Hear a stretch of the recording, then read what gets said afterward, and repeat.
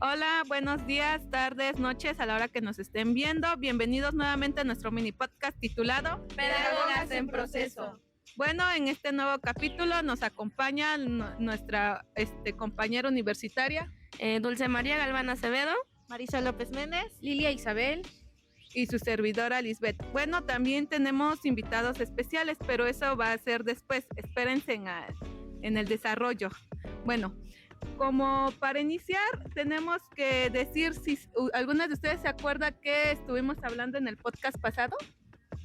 Sí, estábamos hablando de una fase, si no me equivoco, una fase contemporánea, si no me equivoco, del libro de Introducción a las dificultades de aprendizaje de Antonio Aguilera. Es correcto, donde igual nuestro tema anterior fue de la etapa contemporánea, donde se hizo desde que inició las dificultades de aprendizaje y que se centraban en niños, pero ahora en la actualidad ya es de manera general, niños, adolescentes y adultos, es lo que recuerdo del tema anterior, ¿no? Bueno, sí, muy bien. ¿Algo que hablar? Bueno, dentro del episodio de la vez pasada mencionábamos que existen diferentes tipos de problemas de aprendizaje, como si viene siendo el habla, el escribir, la dislalia, la dislexia, todo eso mencionábamos en el episodio anterior. No, sí, tienes razón. Bueno, para empezar a hacer una introducción del tema que nos toca ahora, nos vamos a enfocar en las diferentes definiciones del DA, dificultades de aprendizaje. Bueno, iniciamos. Sí. Algo que menciona el libro es del autor Kir, me parece, ¿no? Kir en 1962, si no me equivoco, menciona que las dificultades de aprendizaje para él significaba trastornos neurológicos. Vaya, viene siendo como problemas mentales, un retraso, por así decirlo. Tal vez no es correcto decirlo así, pero así lo mencionaba él, exacto. Sí, es cierto. Entonces Aguilera se propone esa idea de que no, se opone a esa idea y dice no, así no son las cosas, no viene de lo neurológico, viene de cada estilo de aprendizaje de cada niño, todos los niños somos diferentes, todos lo aprendemos de diferente manera. Es donde ya se opone a esa definición y es donde ya existen más definiciones, propone más autores y ya. Es cierto lo que dice mi compañera Marisol, que hay diferentes autores, ¿no?, que hacen esta definición de dificultades de aprendizaje, y como tal ciertas como definiciones también reciben críticas, porque digámoslo que las definiciones sobre las dificultades de aprendizaje tienen muchos elementos en común, que en el libro marca dos de los criterios que se le llama el etiológico, que eso relaciona lo que dijo mi compañera a lo neurológico, que porque ya que el cerebro tiene un papel muy importante para que el niño aprenda, en este caso el individuo, ¿no?, los niños, adolescentes y adultos.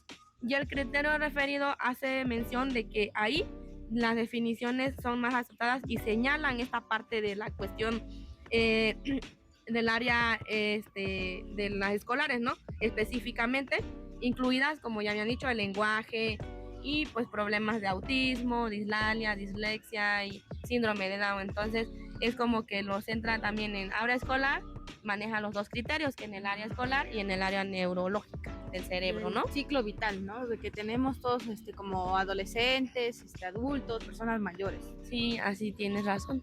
Entonces a lo que entiendo que dices tú, que se diferencia lo neurológico y con lo académico. Lo académico. Porque toman dos criterios. Una parte que es lo etiológico, entra lo neurológico del cerebro, ¿no? Okay. Y el otro criterio es en el área escolar, es lo que él remarca en el libro que decía mi compañera, que lo ven como un trastorno, pero también lo ven del lado el área escolar, digamos. Sí, no, es que ahí hay una controversia de estas definiciones, porque hasta ahora pues no hemos encontrado, en el libro abarca que no han encontrado como si una definición exacta, sí, una integración a esta definición. Y tengo una pregunta, compañeras. También abarca un autor que dice Cavale, Forne y Losberg. Ahí en el libro señala que estas definiciones no son ni malas ni buenas, sino útiles. Entonces quiere decir que podemos agarrar parte de lo neurológico, parte de lo académico, o cómo lo podemos enfocar para una definición. Sí, es cierto, bueno, es igual mencionaba el libro, sí, tienes razón en eso, pero no llegamos en la actualidad que de tantas definiciones, bueno, hay unas en la actualidad y otro autor lo define, que las definiciones actuales deben ser aceptadas porque como lo tal son una expresión en general y adecuada para el desarrollo, en este caso de programas educativos, como mencionan en el capítulo anterior, que ya existen programas e incluso asociaciones para atender estas dificultades de aprendizaje en los niños, ¿no? Para que podamos ya empezar a apoyar a los niños como padres, maestros, y yo creo que en el contexto también que el niño se encuentre. Eso iba. Entonces va a depender mucho del contexto. Ajá. Porque como unos autores lo mencionan, es algo académico. Es algo académico. Sí, porque, bueno, bajo mi experiencia que fui a una primaria, noté que un niño le costaba leer, ya iba en tercero de primaria y le costaba leer y escribir. Fue cuando como tal no tenía una definición que tenía, si una dificultad o había algo, pero ya investigando, pues de acuerdo al contexto, fue que ya con la maestra que ya pues ya tiene experiencia, me comentó que sí presentaba alguna dificultad de aprendizaje. Pues es que es esta parte, ¿no? Donde ya ha entrado la maestra a reconocer, a interesarse por el alumno, y es que Antonio Aguilera en el libro sí lo menciona y recalca esta parte de que los maestros tenemos que tener esa iniciativa de interesarnos por el alumno, de su contexto, como lo habíamos mencionado, de su contexto, de la familia, de sus emociones incluso. Ya partimos de lo psicológico ahí, de las emociones del niño, de lo que está pasando, porque Aguilera plantea de que una dificultad de aprendizaje puede empezar desde una edad temprana. En este caso, como lo mencionó, en la primaria. Claro que sí se puede ver en la primaria. Y creo que ahí es donde debemos de interesarnos. ¿Por qué? Porque son niños y podemos ayudar en esta parte para que en un futuro no tengamos problemas un poquito más severos, por así decirlos. Sí, aparte del contexto, pues existen estas definiciones entre lo profesional, que es el ámbito educativo, y entre lo médico, que son investigaciones dentro del cerebro, problemas internos, todo eso. Y dentro de este contexto, yo igual recuerdo a un alumno en las prácticas que no sabía leer, no sabía escribir y ya iba en cuarto año de primaria e incluso reprobando un año escolar. Entonces sí va mucho al contexto tanto económico, tanto educativo, se había cambiado de diversas escuelas también. Entonces, como mencionamos, nosotras somos pedagogas en proceso, no diagnosticamos nada, pero conforme a lo teórico que sabemos y con lo que hemos leído en el libro, ¿consideras que tu niño sí presentaba una dificultad de aprendizaje? Sí, por eso menciono del contexto en el que vivía, de lo económico, tanto pues lo social, porque a veces muchas veces no tenía el tiempo de hacer sus tareas o enfocarse en la escuela porque tenía que trabajar, y pues por la familia, los problemas que tenía dentro y fuera de la escuela. Esta situación. Sí, por lo que yo entiendo, discúlpame, por lo que yo entiendo, estás hablando de factores externos, ¿no? Sí, porque hay un diferente, exacto, entonces ahí entra en esta parte de un criterio de exclusión, como el libro lo menciona. En el apartado 5 menciona este criterio de exclusión de lo que habla mi compañerita, y habla de estas diferencias de la pobreza, de las culturas, y es incluso pues el autoestima, lo emocional del estudiante, por así decirlo. Así que sí, concuerdo contigo. Sí, pero igual es uno de los datos curiosos, y fíjense que así como lo menciona mi compañera Liz, igual yo en la primaria donde estuve, o sea, había niños con dificultades de aprendizaje, ¿no? Que hablamos de problemas del lenguaje, donde había una niña que se acercaba y dice que pues los niños no hablaba bien con los niños porque no tenía esa interacción, porque no articulaba bien las palabras, entonces hablaba como que tenía un problema del lenguaje, le costaba hablar. Entonces, porque decían que muchos niños se burlaban de ella, entonces lo que ella era de que pues mejor se quedaba callada para evitarse ciertas, bueno, digámoslo así, que pase una pena, ¿no? De que se burlen de ella. Entonces a ella lo que le daba era miedo leer. Y decía que ahí donde estaba en la escuela ella se sentía a gusto porque había en este caso los programas de apoyo, que es USAER, donde ahí ella, así como estaba en clase también dentro del aula, también la llevaban horas para que ella pudiera leer, la ponían a leer y para que pudiera empezar a articular bien las palabras. Y estamos hablando de una niña que iba en 5º año de primaria, entonces ya iba próximo a salir, digamos. Entonces ella lo que sí le preocupaba, dice, que ella siguiera hablando, no pudiera hablar bien, articular las palabras. Entonces fue uno caso de los que me di cuenta porque pues ella me lo comentaba, ¿no? Y yo le digo, pues hay que echarle ganas y pues igual la maestra la apoyaba, pues los maestros por parte de la asociación y por parte de la maestra a cargo de grupo, porque sí la supo identificar y no era de que, bueno, no puede ser, reprobamos, no, ahí al contrario lo apoyaba. Okay. También menciona en el libro una parte que llamó la atención, me parece.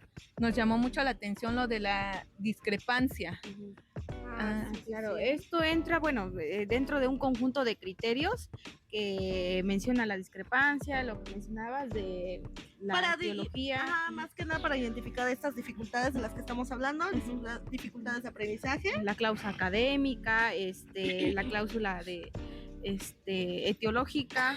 Esta cláusula etiológica, voy a tocar las cláusulas, menciona sobre los problemas neurológicos, lo que ya mencionaban mis compañeras, de las disfunciones neurológicas a la déficit en procesos psicológicos.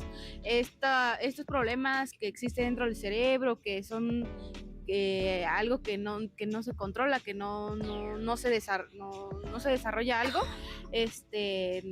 dentro del desarrollo del niño en su nacimiento. Y también la cláusula académica incluye estos contextos dentro del aula, de las tareas, de lo educativo, de que cómo aprende o qué dificultades tiene en este proceso de enseñanza, cómo va a desarrollar este aprendizaje que va produciendo dentro del ciclo escolar, ¿no? Y retoma un poco. Bueno, retomando lo que dice mi compañera Isa, es eso de lo que dice que para que crearon programas, ¿no? Y sí, viene siendo cierto porque en el libro marca que en 1962, por ejemplo, empezó, digamos, que eso de lo cual se empezaron a crear leyes como políticas y como sociales. ¿Para qué? Para que se pudieran identificar ciertos procedimientos escolares, inclusivamente en esto, en dificultades de aprendizaje, que eso empezó a partir del 1963, porque antes del 1962 fue el niño, entonces con ese niño empezaron como que fue la guía, la base para crear para diagnosticar, digámoslo así, dificultades de aprendizaje en niños, pues se centraban más en niños, pero ahorita ya de manera general, como ya lo hemos mencionado, que es niños, adultos y adolescentes. Okay. Retomando un poquito más para que queden claro lo de la discrepancia, investigando quiere decir que es la diferencia o desigualdad entre dos cosas, es decir, creo que sí te estoy entendiendo. Por ejemplo, podría ser de que yo podría ser muy buena en matemáticas, pero en comprensión lectora no. ¿A eso te quieres referir? ¿A eso? Sí, haz de cuenta que, por ejemplo, está el niño dando, se le facilita o comprende bien la numeración del 1 al 10. Pero dentro del aula le cuesta prestar atención. Podría ser una diferencia, una desigualdad entre dos cosas. Y es que esto pasa mucho, ¿no? Sí. Creo que a cualquiera nos puede pasar. Bueno, en lo personal a mí me pasa mucho. A mí me cuesta mucho esta parte de leer, me cuesta, pero en otras cosas puedo saber mucho del tema sin ninguna dificultad, por así decirlo. Sí, esta cláusula de la discrepancia es entre el rendimiento real que tenemos cada uno y entre el esperado según la capacidad del sujeto, pues lo que nos vamos a llegar a aprender. Lo que se espera aprender en este caso, ¿no? Bueno, pues me encantan sus puntos de vista, compañeras, pero ¿qué más si no traemos a la invitada especial? Claro que sí, ya para que nos explique y nos dé sus experiencias. Claro que sí. Puntos de vista, ¿verdad? Exacto, de qué es las dificultades de aprendizaje y cómo lo lleva ya en su práctica, más que nada porque ya es maestra. Sí. Ya tiene como que esos conocimientos, bueno, tiene los conocimientos tal vez y creo que en su momento le ha llegado como que a experimentar, creo, con niños de dificultad de aprendizaje. Pues, Exacto. vamos a dar Bueno, un aplauso. Bueno, para empezar, La presentamos, vamos a claro. presentarla para que se sienta La en conozcan. confianza, ¿ok? Bueno, Ella es Eufemia Santiago Cortés, maestra de nivel primaria, que Hola, bienvenida, bravo. Es un gusto tenerte aquí con nosotras en este día. Gracias, el gusto es mío. bueno, ella es maestra de nivel primaria y la quisimos traer como para que nos explique, nos dé sus puntos de vista y también nos pues platique sobre sus experiencias que ha tenido con los niños que les ha impartido clases. Bueno, una de mis compañeras les va a dar una pregunta para que ella nos pueda responder.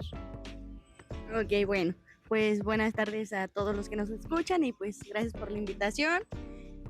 Pues creo que el tema o lo que he escuchado de su tema es muy interesante, un poco complejo, pero interesante, porque hablamos de un tema social y un tema, ¿cuál es eso otro? ¿Educativo? ¿Mande? ¿Educativo también? No, es sus dos corrientes que llevan, es la neurológico y lo social, que es lo educativo. Claro, ahí uno como maestra o como maestras en proceso, como es el caso, nos basamos más a lo teórico, de que qué pasa. Tal autor nos dice esto, pero en la práctica no se ve igual. Entonces, la importancia de leer y hacer valer lo que lees con la práctica es de suma importancia, pero en este caso la mayoría de las cosas que pasan no son iguales. En lo escolar o en la práctica, ya ejerciendo lo que uno estudió, se da cuenta de que los libros o la lectura nos sirven como guía, claro, pero el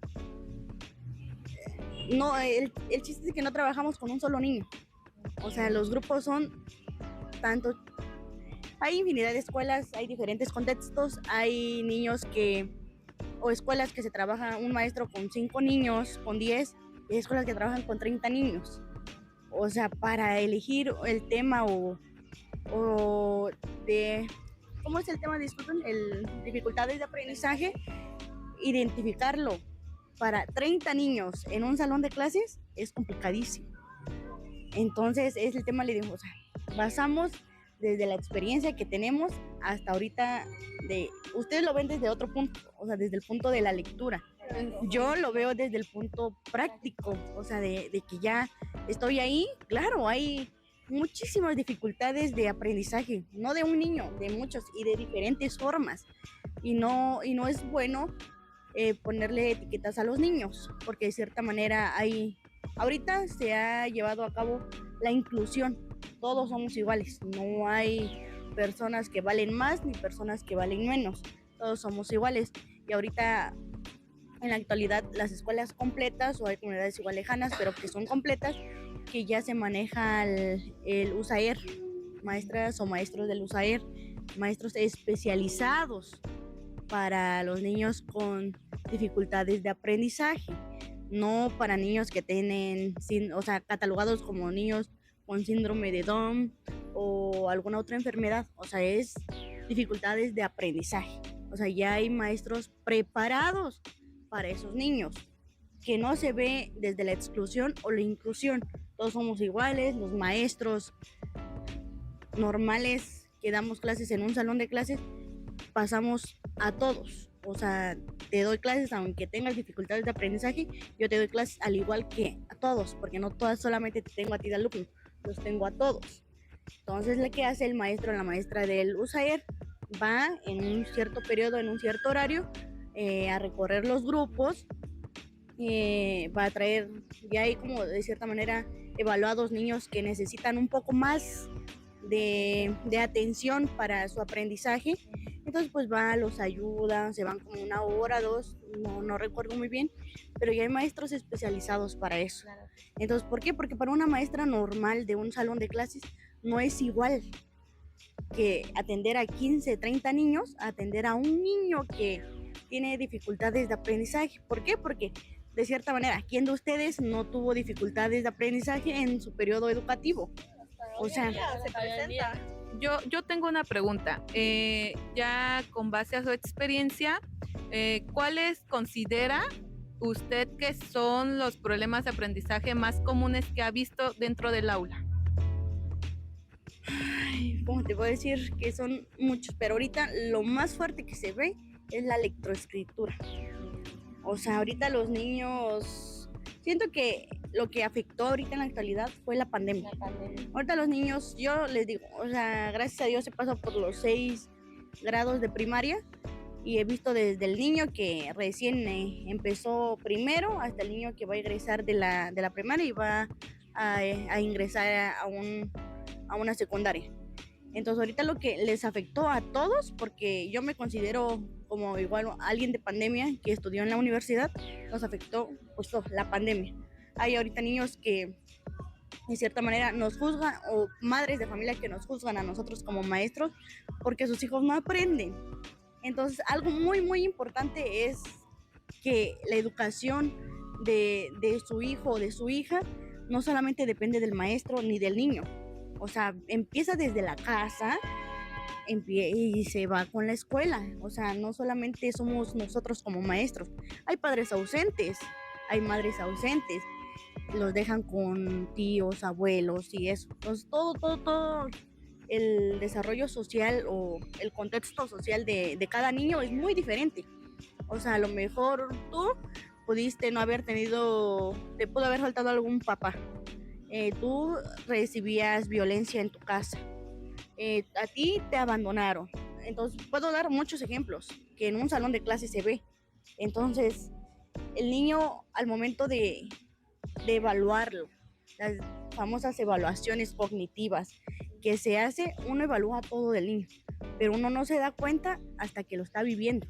O sea, con una semana de clases tú identificas qué niño es el hiperactivo, qué niño es el tímido, qué niño es esto. O sea, porque ahorita ya no nos enfocamos en quiero que aprendas español y matemáticas nada más.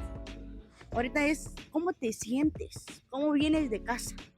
O sea, hay que meter las emociones en donde sea. ¿Por qué? Porque no hay que perder de punto de vista que estamos trabajando o que van a trabajar ustedes con niños.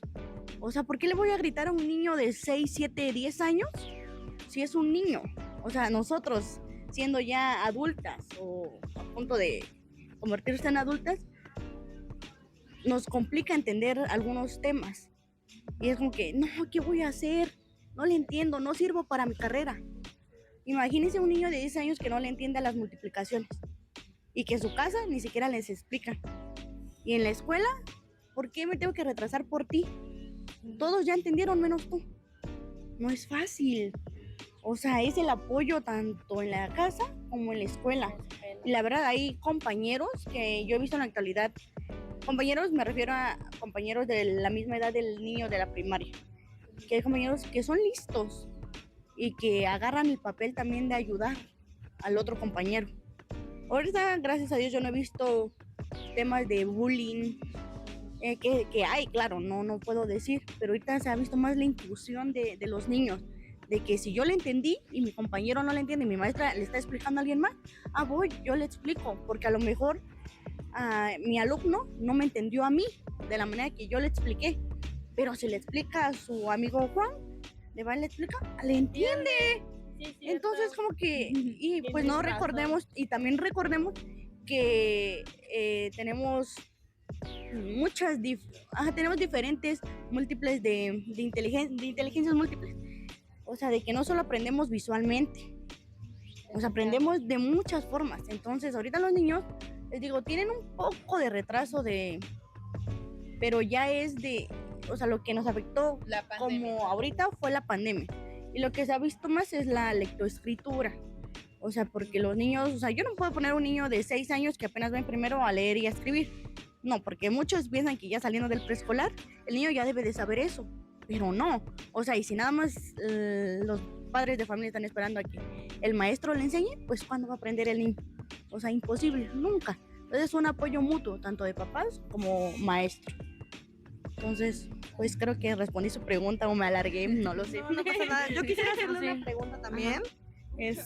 Hablando de hasta como usted como maestra, ¿cómo usted diseña o implementa estas estrategias de enseñanza en este proceso de aprendizaje del niño? ¿Cómo lo hace? No sé si me explique bien. Estrategias pedagógicas, ¿te refieres? Perdón, sí, perdón. Ajá, estas estrategias pedagógicas, ¿qué estrategias utiliza usted Para en su aula de clase? Que su niño se regularice con los demás, o hay una manera de que se logre. Sí hay manera, pero te lleva tiempo. Porque les digo, o sea, al momento de iniciar clases empiezan con un maestro, con una maestra. La maestra identifica a los niños. De esta manera, de diferente manera, en el primer parcial vemos qué niños están con mayor atraso que los demás. Entonces, ¿qué nos vamos a enfocar? En reforzar temas, en implementar actividades, no solamente leer y explicar. Porque en la actualidad hay muchos maestros que están con la educación de antes. O la tradicional, exactamente. O sea, de que te sientas y no me molestes. Yo estoy dando la clase, tú no. Eso ahorita en la actualidad ya no es correcto. Ahorita lo que debes de hacer es implementar. Si tú no entiendes de esta manera, te voy a poner de la siguiente manera. O sea, hay días, hay momentos que se van a repasar los temas. No, uno como maestra a lo mejor se desespera porque no solamente tiene el cargo de maestra, ¿no? O sea, dentro de una escuela tienes muchos cargos, no solamente eso. Entonces es implementar actividades dentro del aula y fuera del aula, porque hay escuelas que no tienen maestro de educación física o activación física, donde uno como maestra también debe de entrar en ese papel. O sea, de que los niños no solamente pueden estar sentados con su lápiz y su libreta, no, también tienen momentos de diversión, de ir, de conocer la naturaleza, de explorar, porque recordemos que son niños y hay que implementar muchas actividades para que los niños nos demuestren el interés, porque los niños se aburren fácil. O sea, nosotros nos aburrimos, ¿no nos gusta algo? Ya no quiero repetirlo. Ahora imagínense con los niños. Sí, por eso el libro menciona estas diversidades de conceptos, de las diferencias de problemas de aprendizaje.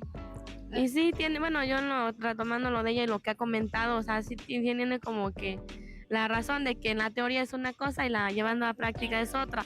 Y yo creo que sí es como que hace como, no que dificulte, sino sí se pueda tener la dificultad del niño, pero pues sí es como un poquito más de apoyo, o sea, digamos, en lo mutuo, ¿no? Familia y pues por parte del maestro. Y también en asociaciones que intervienen, como lo comentaba ella.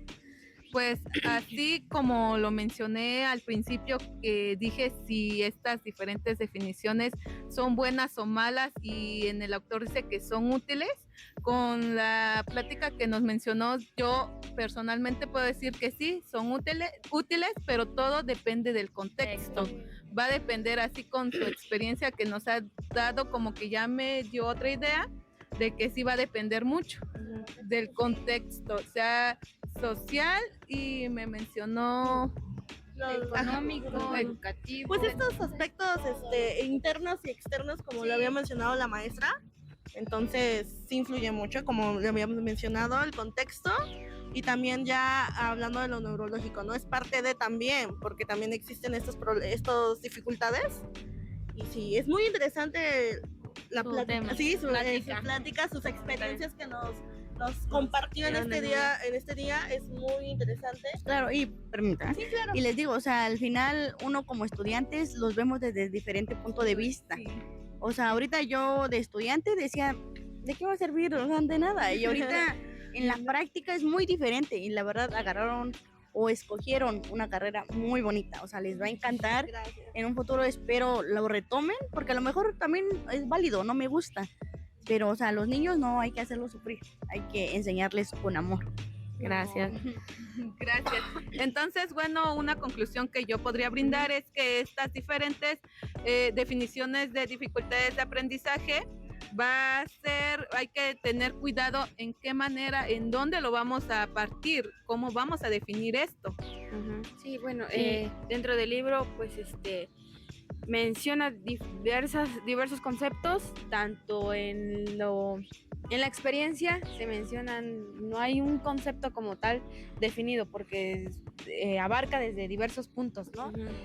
Y igual, bueno, retomando esto ya para concluir también, hay un autor que recalca en el libro hasta el último, donde se llama Bellutino, en 1979, que hace señalar una curiosidad de criterios en general que coinciden con los factores más frecuentemente, que en este caso son las causas de dificultades de aprendizaje. Entonces, es como la causa, pero de manera general, y son frecuentes, son los factores, ¿no?, que intervienen en dificultades de aprendizaje. Como tal, una definición, pues no, pero él dice que los factores son las causas de las dificultades de aprendizaje.